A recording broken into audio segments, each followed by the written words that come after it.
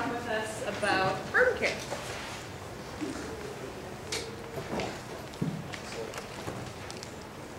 All right, so we'll keep rolling here. We'll talk about burns. So the information, like I said, I'm going to provide you is burn care that you can provide right here at Waverly Health Center. So how many level 1 American Burn Association burn centers are in the state of Iowa? There's one. It's at the University Hospitals. It's on the 8th floor. So I'm lucky, I live 10 minutes from there. But that doesn't mean that the people in your community should get any less burn care initially. So I'm not talking about the back end, right? That's what burn centers are there for very complicated burns, people that need a multidisciplinary approach. But the initial burn care that is provided should be the same no matter where you're at. Where's the nearest burn center north of here? It's Mayo or Regions, one or two. Either Mayo or Regions in St. Paul, Minnesota. And about west?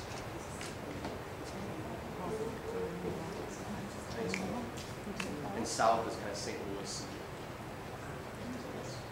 Okay. So it's important to know where the surrounding burn centers. There's only like 120 burn centers in the country.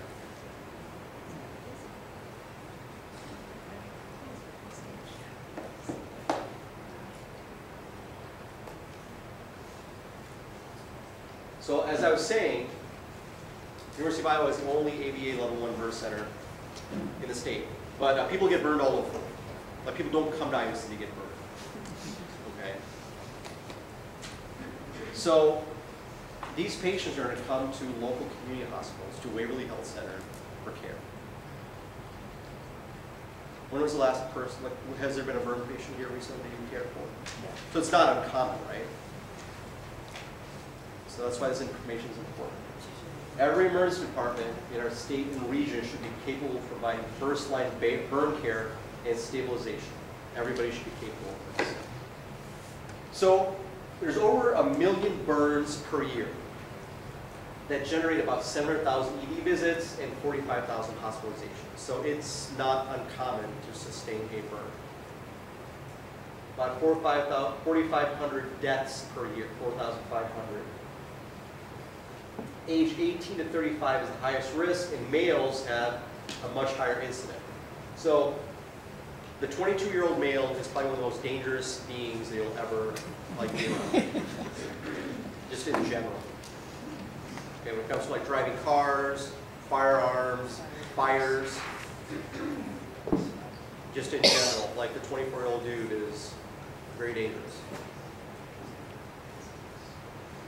So we'll talk about burns a little bit later, but we cannot underestimate the dangers of the inhalation injury.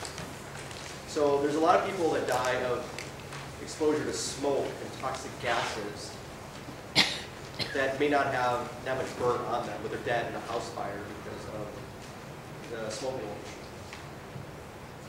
So it's a major cause of mortality. Not all people in a fire die from the flame. You can die from hypoxia or CO poisoning. So exposure to smoke is exposure to heat, particulate matter, and toxic gases. Do you really want to be around when your plasma TV burns or your laptop? I don't. All the stuff that's in the components of the modern day house. So back in the days of Abe Lincoln, when the log cabin burned, it was like wood. Right? You don't want to be around your microwave like nuts. So that's what kills a lot of people. So there's that. So then there's a direct thermal injury. So you have this, the heat can sear your upper airway. So you can have a burn to your tongue, your mouth, your uvula, and your vocal cords just from the direct thermal heat from the fire. Now steam will get below your vocal cords into your lung tissue. Who has sustained a steam burn in their lifetime? Right? Do you want that on your lung?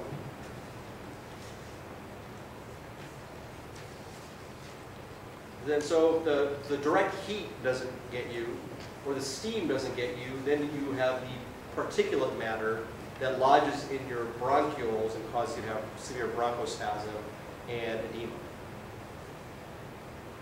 So you've got heat, steam, toxic particles, and then we've got the toxic gases, CO and cyanide.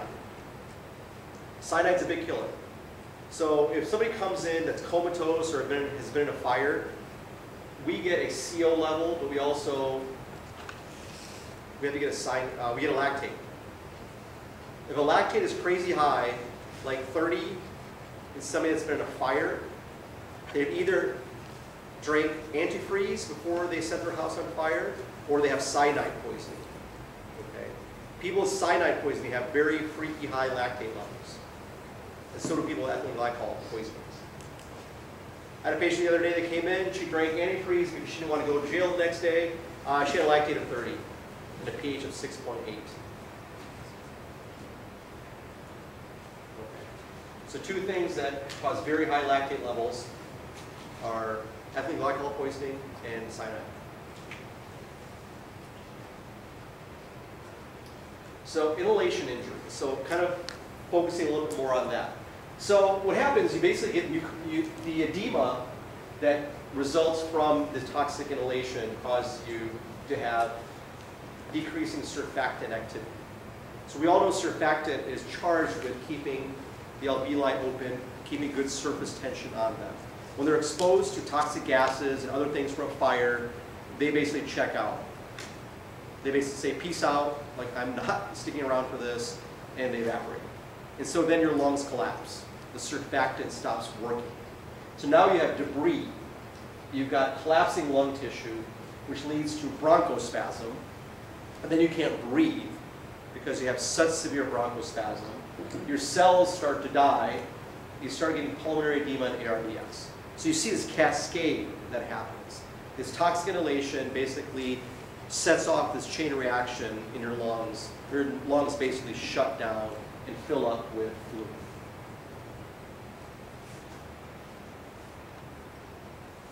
So another thing to remember, aside from the inhalation injury, is that you can get edema to the upper airway a lot quicker than the lower airway.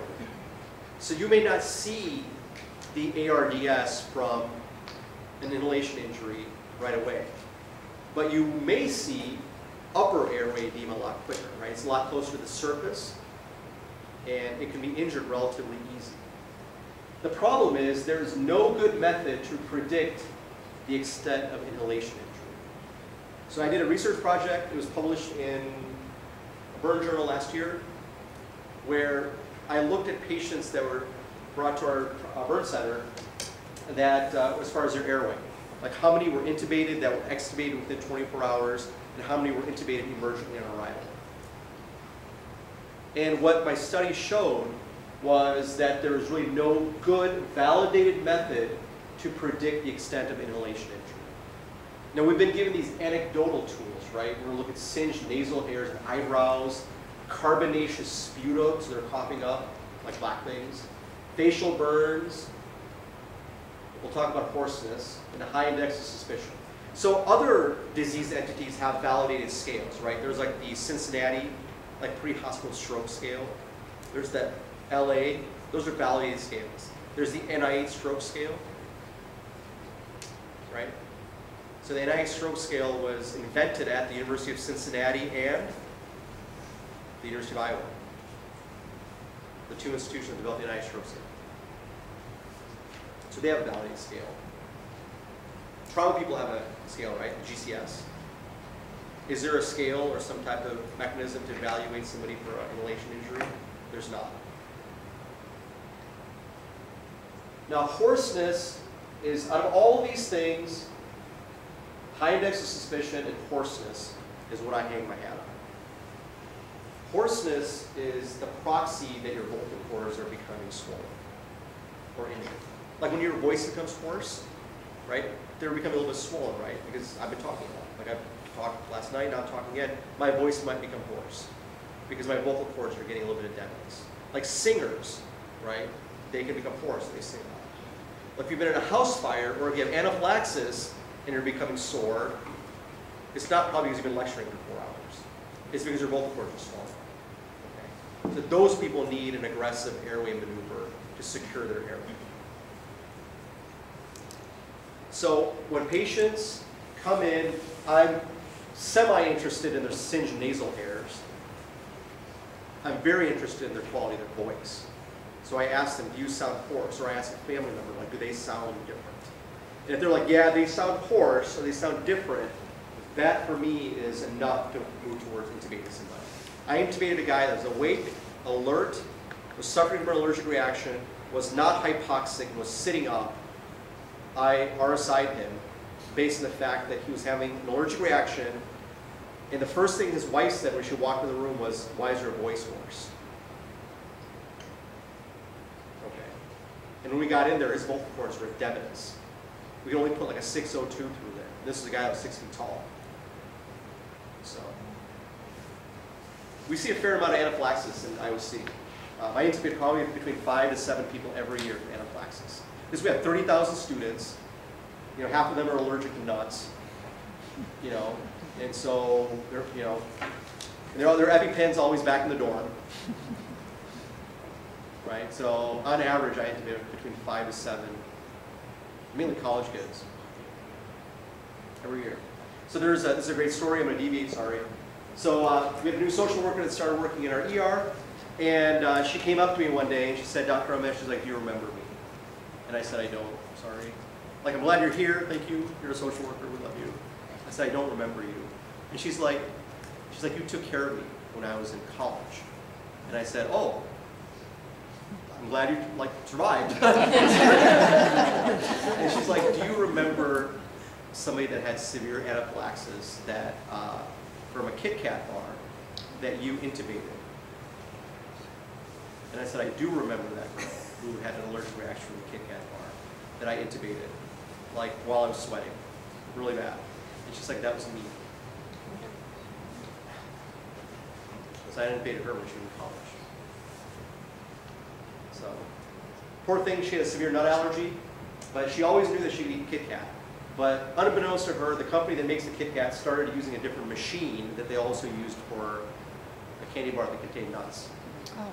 So all throughout her life, she was told she could eat Kit Kat, but no one told her the machine was changed. Anyway. So every time I see her, I feel like kind of like warm inside.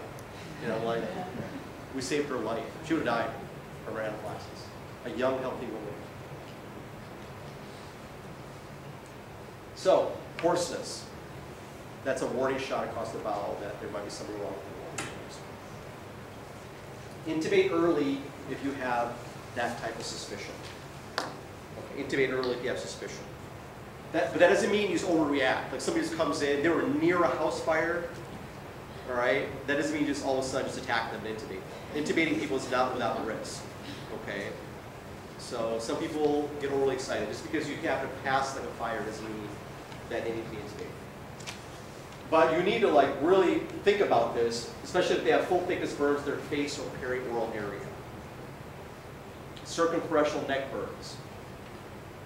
If they have respiratory distress. Or if they also have circumferential chest burns, they're not going to be able to ventilate. Right?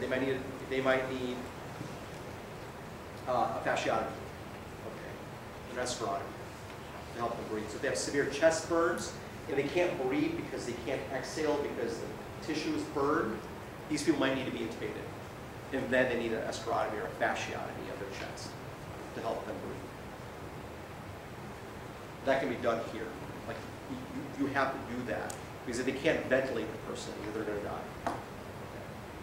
Progressive hoarseness or air hunger, or respiratory distress, altered mental status. Like they have CO poisoning. They can't breathe because they're mentally depressed. They need to be intubated. Or supraglottic edema. So you look in their mouth, their uvula looks a little bit gnarly. Right? Or they've got edema of their tongue. They need to be intubated. So that's kind of the inhalation part of the program. So those are the things you need to think about and think of. So we're talking about burn pathophysiology and just some burn stuff now. So is this stuff super important? It's not. But certain aspects of this, I think it's good to know.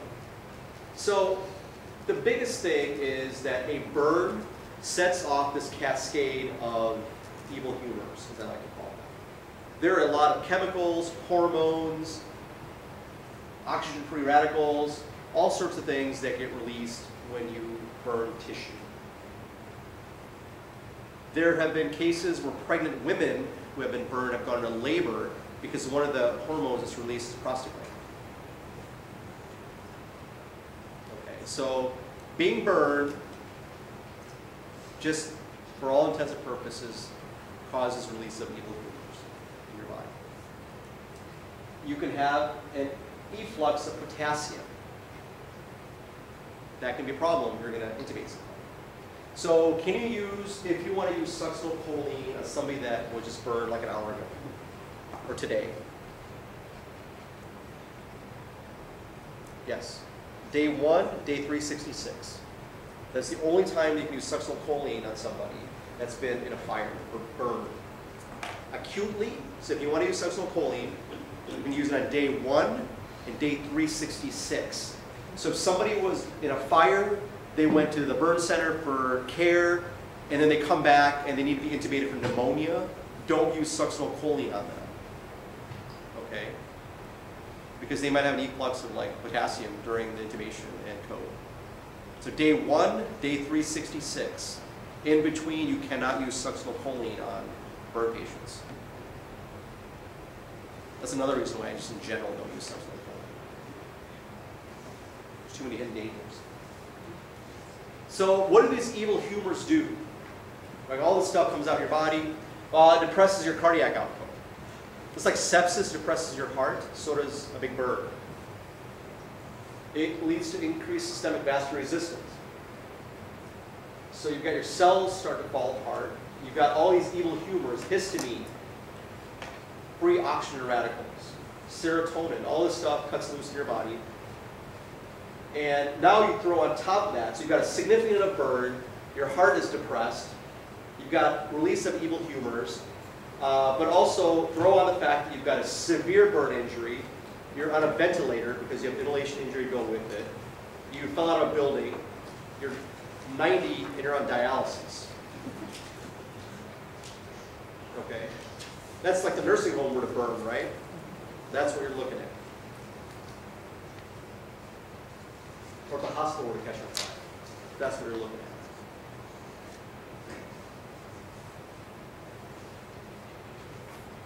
This is important.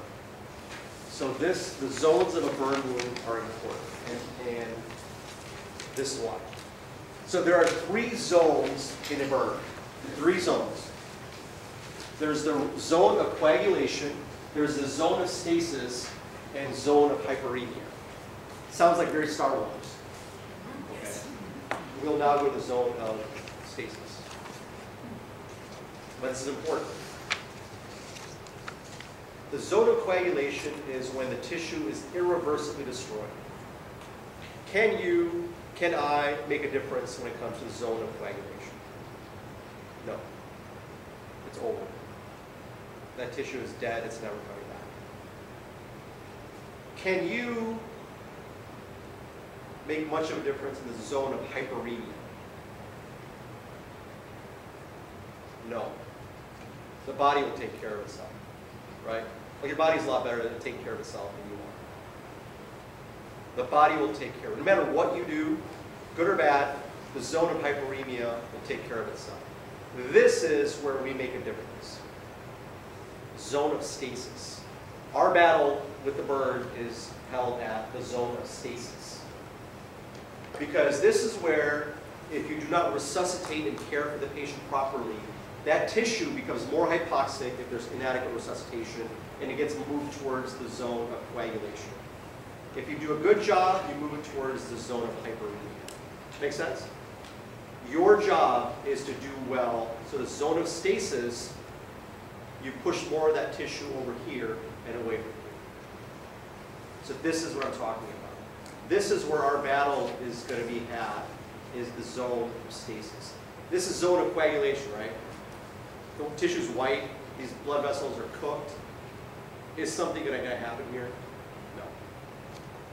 You're going to make a difference here, because if you are asleep at the wheel and do not do a good job, the zone of coagulation will become this big. If you do a good job, the zone of hyperemia will be this big. This is where the battle's at. And this is why you're here. 45 minutes sitting in your chair for this area.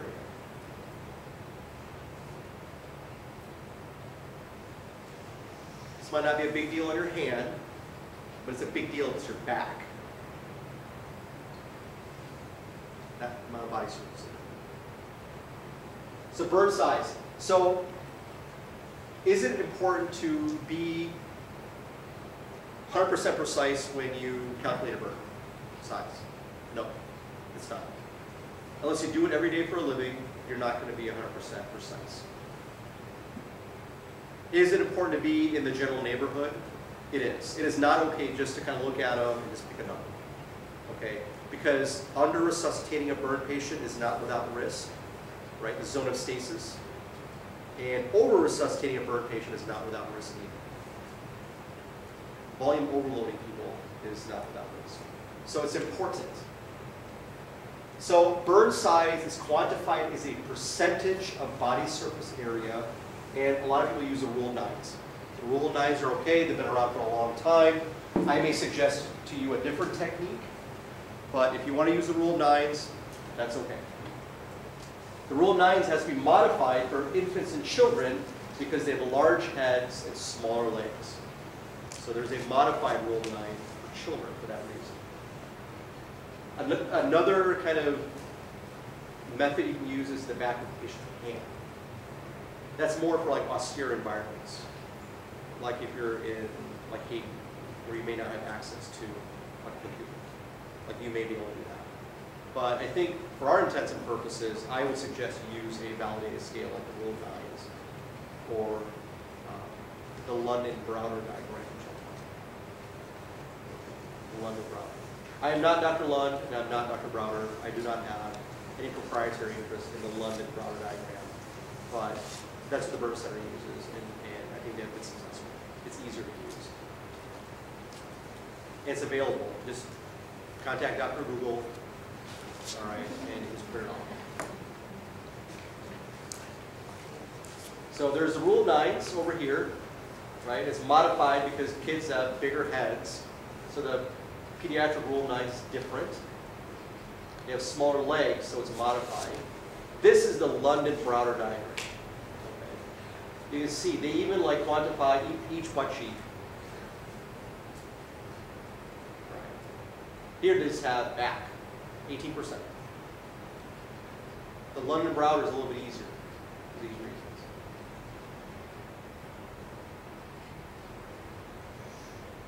Readily available.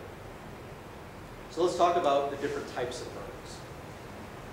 I have a summary slide in your packet that is essentially all you need to know. This is more kind of the verbiage. So a first-degree burn, when somebody says first-degree burn, we think of a sunburn. So technically a sunburn is not a thermal burn, it's a UV burn, okay? But it's okay to use a sunburn as an example of first-degree burn because it's a good example of what care should be provided with somebody that has a first-degree burn. So we're going to see people that come in sunburn, and it's painful for them. It's red, and they do not have blister formation. If you see a blister, that is not a first-degree burn. Can you have a second-degree like sunburn? You can, right? If you have red hair, freckles, and your family came from Ireland, you can have a pretty atrocious burn from the sun.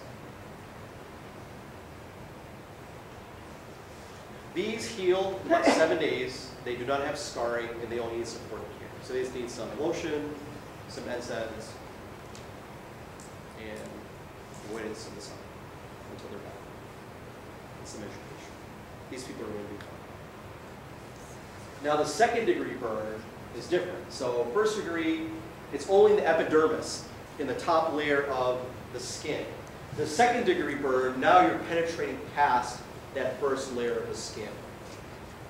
And once you say the term second degree burn, there's two levels, right? There's a superficial partial thickness and there's a deep partial thickness. So first degree burns limited to the epidermis and above, but second degree, you may have a superficial second degree or a deep second degree is probably the best one. And what's the difference? One is in the superficial second degree or superficial partial thickness, you're going to take out the epidermis and the upper part of the dermis. So you're going to spare like the hair follicles, the sweat glands, okay? And this is what you see in hot water burns. Because the hot water doesn't penetrate deep in your tissue, right? It splashes on you. And so you get a deep burn. It doesn't penetrate deep into your body. Like grease is different. So hot water burn often is a superficial second degree burn or superficial partial thickness burn. You'll get blistering. It's painful to the touch. But there's still good blood flow to your dermis. It's still pain. All right, and you have some scarring, but you heal. Who's had a bad burn? It's pretty rough, isn't it? So I had a very minor burn, and it was still the worst pain I've ever felt in my life. So my daughter was like 3 or 4. We went to the local Mexican place, ordered the sizzling fajita, which came, right? And my daughter was very enamored by the sizzling, so she tried to reach for the sizzling thing. So I like went into like Matrix mode, and I like stuck my hand in there before hers to block her hand, and the next thing that was sizzling was my finger on the sizzling thing. And it was the worst pain I've ever experienced in my life. I got a blister on my finger, and it was awful. And I couldn't imagine if I were to have a full body burn. So that gave me a whole new appreciation for burn care. So I had a superficial partial thickness burn from the fajita sizzling thing. Now the deep secondary burns, or the deep partial thickness, now those get into the hair follicles. This is from steam, liquids, grease, cause this. And now you're getting in the territory of a third degree burn. So the transition from a deep partial thickness burn or a deep second degree burn to a third degree burn, the line is completely blurred. You're getting into the deep tissues of your skin. You're going to have blistering. You might have an exposed dermis, which is pale. You basically have torched, the entire layer of your skin. These are difficult to heal. They require added care. You're going to have scarring because you've gotten so deep into your skin that it's not going to recover. The dermis you just kind of like take out, but it regenerates, right? It replenishes. But you take out that much skin, it's just not going to regenerate heal. You're going to need to breathe to grab it. Third degree burn, I mean, it's full thickness. You're going through everything. Epidermis, dermis. These are the ones that are caused by flame, hot oils, leathery skin. This is very, very bad. So this is a slide, if you remember nothing else, this is a slide to remember. It basically gives you the definitions. Superficial, aka first degree, superficial dermal, aka the superficial second degree, superficial second degree deep, third degree. Okay, so this slide pretty much shows you what's taken out. So if you've got a superficial partial thickness or a superficial second degree, you go through the dermis, but you still stay in the top part of that area. And as you get deeper and deeper, more tissue is destroyed, the worse it is. I know you guys know this, but this just clarifies the terms in your mind and anatomically where it's at. So this again gives a pictorial description. Superficial, kind of intermediate, and then that's kind of a deep burn. You see the paleness of the dermis.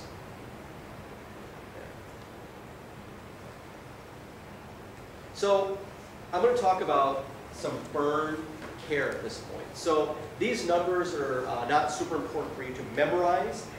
These are referenceable, but this just gives you an idea. So one of the things that if somebody comes in with a burn is that you have to quantify that. You have to say, is that a minor burn? Is there a moderate burn? Is there a major burn? And you should do that essentially for every burn because it gets in the habit of that mindset of looking at a burn, examining it, quantifying it, and giving it a label. So if a minor burn, so if somebody has a partial thickness burn that's less than 15% of their body surface area, and they're between the ages of 10 and 50, that's considered a minor. So somebody comes in and has a burn, you are going to classify it. So like, oh, you're 36, I'm going to measure your burn. I'm going to use a diagram, the London-Browner diagram or something, and I'm going to see where it's at. If it's first degree, what type of second degree, or is it third? You have all the data, right? You have age, you're going to quantify their burn, and you're going to look at it.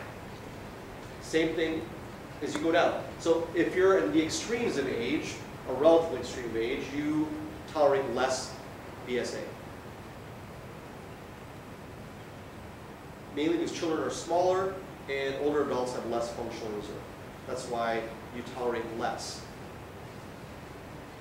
And any full thickness burn of less than 2% is somebody that doesn't have other injuries. That's a minor burn. That's something that can be cared for here in the community. Not every burn needs to be transferred. If you have the appropriate apparatus to care for a patient here, minor burns can easily be cared for in the community. They don't need to be transferred. Well, certainly if you want consultation in real time, if you want follow-up, that's always available at the burn center, but you don't have to transfer them. You can care for them locally. So minor burns also do not involve hands, feet, face, or perineum. That's the Manhattan of your body. That's high-priced real estate. All right. Your hands, face, feet, and perineum. Any burns there are not minor burns. They also should not be circumferential or across major joints. If somebody has a circumferential burn, all right, that's child abuse, right? People get dipped in like flaming water, that's a circumferential burn. That's not a minor burn. Or burns across joints, like major joints, even minor joints, because that can become a functional problem. You can use your livelihood if it's not managed properly. You also have to evaluate the patient's medical and social situation. So what do you do for a minor burn? So we talked about the definition of a minor burn, and you're like, this is a minor burn, what am I going to do? So one is you're going to provide adequate analgesia. So before you start providing burn care, you need to treat their pain. So as a victim of the fajita sizzling thing, like, you need pain control. Provide adequate pain control. They can be cleansed with mild soap and water. You don't need to apply like noxious things to this. You can just clean it just with some mild soap and water. You don't need to scrub it. Okay? Just clean it. Large blisters or those over mobile joints should be debrided. You debride the larger blisters. The smaller ones, you don't have to debride them. They'll take care of themselves. Because there's a risk, right? Like whacking open blisters and stuff, you can cause a secondary infection. So you have to weigh the risks and balances. The big ones, yeah, because it becomes a functional problem. Or if it's over a joint, it becomes a functional problem. But if you've got a small blister in the back of your hand, or on the back of your arm, it may not need to be in size. Update their tetanus. So you can apply a topical antimicrobial. Some people use Silvadene. I don't, but it's used in the burn unit. Other people use it. You never apply Silvadene to their face. Okay, you can actually get discoloration of your face if you apply Silvadene. So nobody above the clavicles, in my opinion, should get Silvadene. And also, if they have a sulfa allergy, Silvadene is contraindicated. Bacitracin is fine as an alternative. So if you are providing minor burn care, and you're going to dress their wound, it is okay to apply bacitracin to that wound.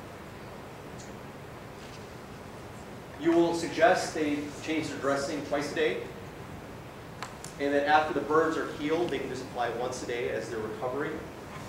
You can also apply like a synthetic occlusive dressing. So if they've got a significant enough burn, but you're still able to care for it locally, you can apply something like a Tegaderm or a ceramic.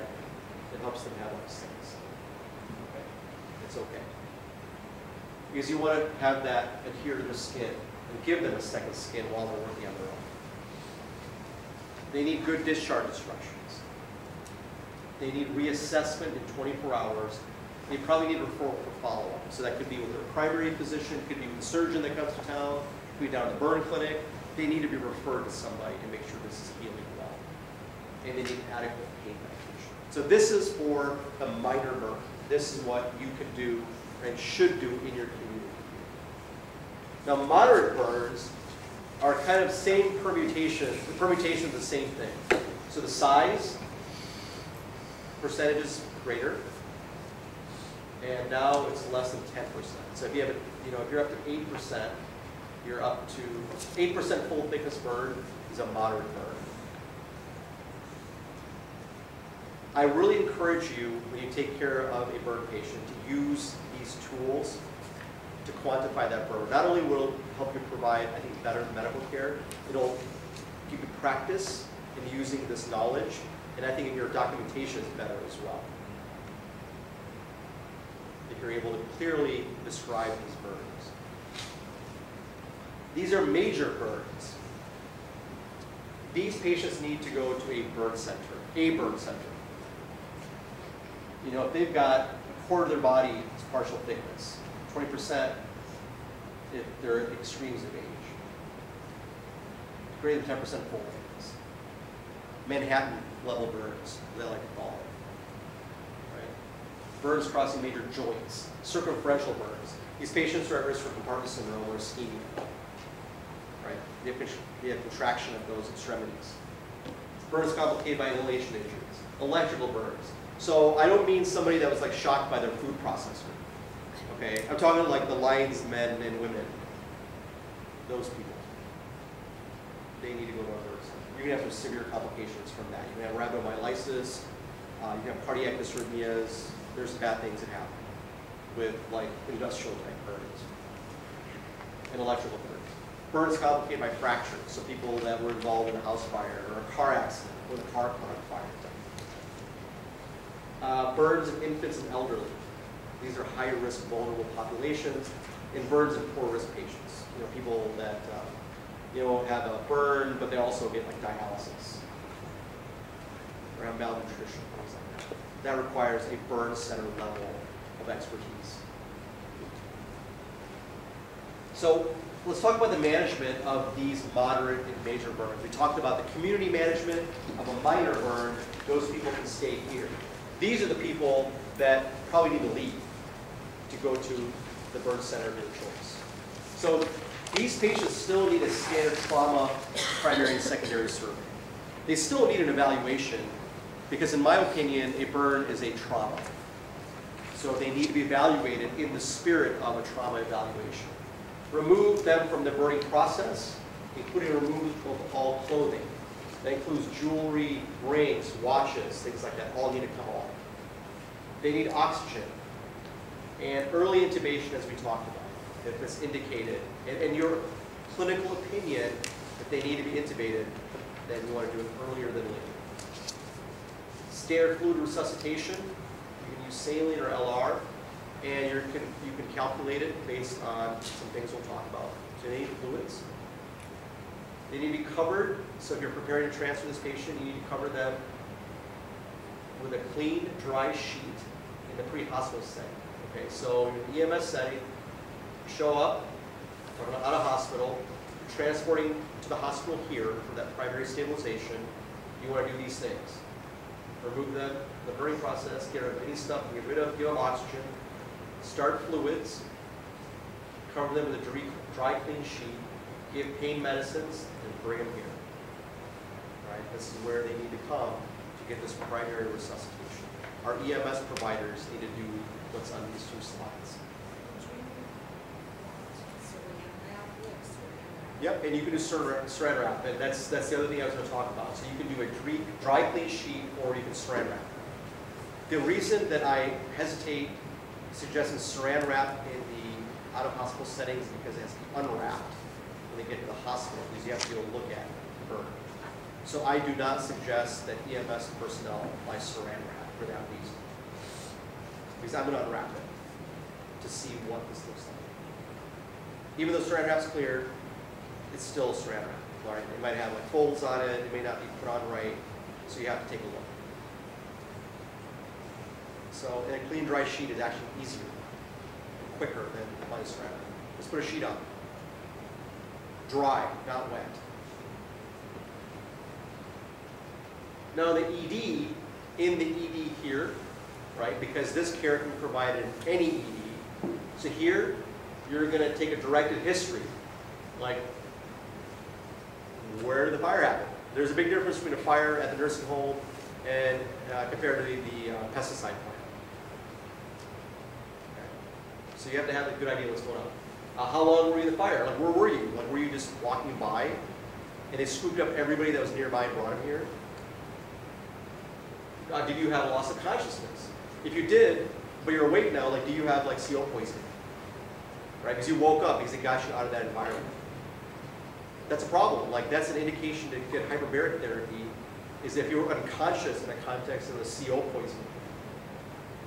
Okay? You need hyperbaric oxygen. Was there a blast injury? So if there was a blast, and so let's say that there was some type of fire and a blast at some plant. Do you guys have like an industrial plant here in town that could blow up? Ethanol plant. You have an ethanol plant. All right. So there's like a fire and a blast in an ethanol plant, and like a bunch of people show up. And you're worried because we talked about, they still need a trauma evaluation, and everybody's like moaning, they're like, oh, my chest hurts, my belly hurts.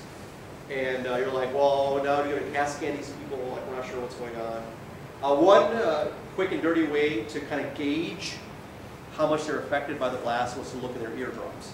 If their eardrums are intact, the likelihood of them having an intra-abdominal like rupture of some kind is pretty low. So if you have a mass casualty incident, there's been an explosion and a fire, and people are complaining with like belly pain, they're like, oh my God, I have to CAT scan everybody. Look at their eardrums. If their eardrums are intact, the likelihood of them blowing up their spleen is pretty low. Or having a significant amount of blow up in their spleen.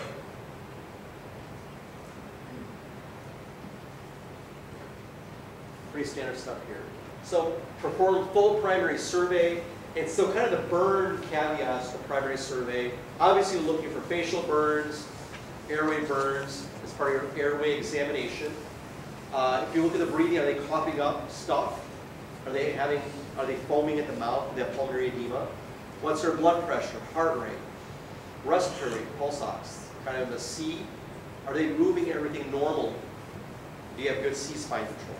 Patients that have been in a house fire need C-spine mobilization. You're not exactly sure kind of what happened there. And you want to see if they're moving everything normally. Not only to make sure they don't have a spinal cord injury, but to make sure they don't have a burn over a joint, like a major joint. E, you're going to expose their entire body and cover them with a clean, dry sheet or Saran Wrap. Okay. Clean and dry. Those are the key terms, clean and dry. We talk about intubation. Perform a full secondary survey. So they need a full secondary survey. That means you have to examine everything. If you have time, you can stain their corneas for corneal burns. You don't have to. They'll get it done at the burn center. But if you have time, you'd love to do that, you can. They need an NG or an OG tube. Obviously, they're intubated for an OG tube. Otherwise, if they're not, they need an NG tube. Patients with significant burns get ileus. And they also need a Foley catheter because the hallmark or the benchmark for burn resuscitation is urine outflow. Okay, so they need a Foley catheter. And you want to check the standard labs, including a CK and a CO level in lactate that's available. So you can have rhabdomyolysis from a burn.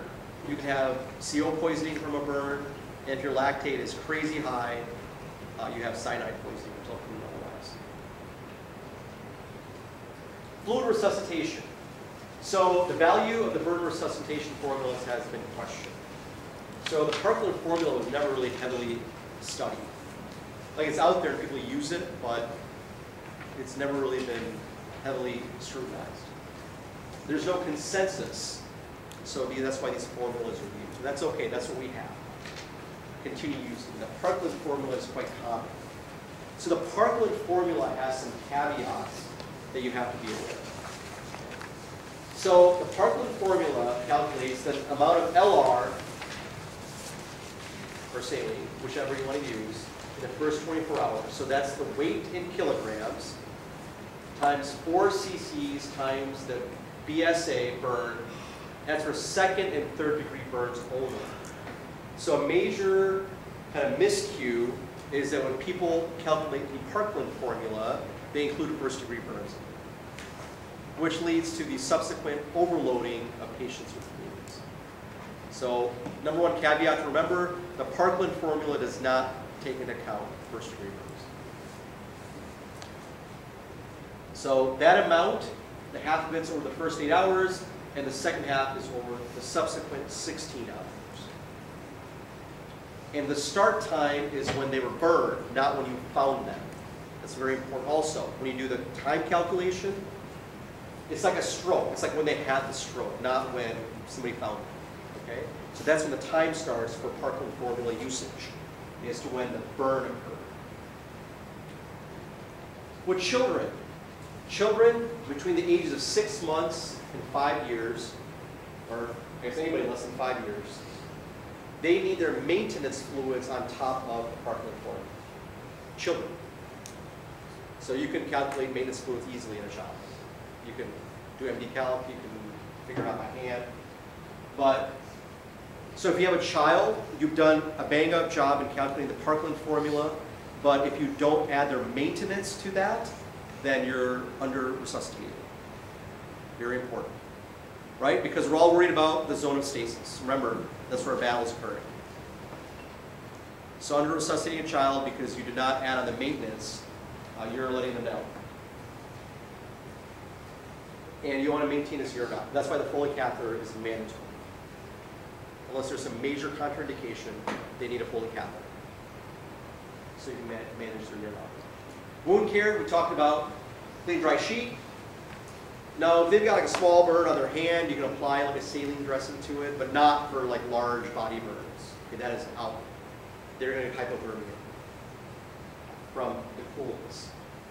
You can apply the saran wrap as well, as we talked about. Do not apply ointments acutely.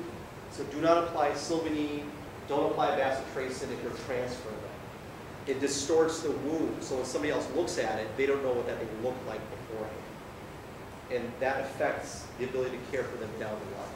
So do not apply it. They're not going to get a skin infection on the way from here to like IOC. All right? Unless they're like strapped to the undercarriage of the ambulance. Okay? You don't need to apply an antibiotic. Apply a clean, dry sheet or strap. Monitor their pulses. So document pulses and extremities if that burns, and make sure EMS also monitors those pulses. You lose a pulse because you have a circumferential burn, that needs to communicate. Right? These patients need immersion fasciotomies because they have a circumferential burn. So this is from the American Burn Association. These are the burn unit referral criteria. I'm not going to go through them in grave detail. They're available on the internet. But just know these are the ones. Big burns, Manhattan burns, big electrical injuries, chemical burns, right? The ethanol plant, I'm sure they've got stuff on there that we probably don't want to be around, right? People are burned by that. They need to go to a burn center. Inhalation injuries. Okay, people that have complicated medical histories. So the nursing home fire probably needs to go. Burn trauma. So this is, the classic example is like the method explosion. Right? They're going to have burns, but they're probably going to have some fractures or other injuries along with it. Children. Okay, children need to go to a burn center.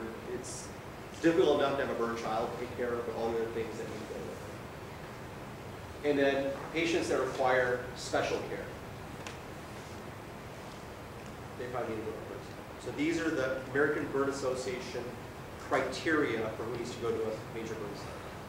So as I conclude, So understand the different types of burns and what structures are damaged. And understand that our fight is in the zone of stasis. You can't do anything for somebody that's coagulated and hyperemia, the body will take care of that. The body doesn't need you. The body needs you for the zone of stasis. Have a good plan of attack. All right. Review with your staff. It's been a while since you've treated a burn. It looks like there's one recent. The primary survey is key, plus good resuscitation. So when I mean good resuscitation, the right amount of fluid is calculated and given. All right. And that all starts with calculating the right burn size. Good wound care.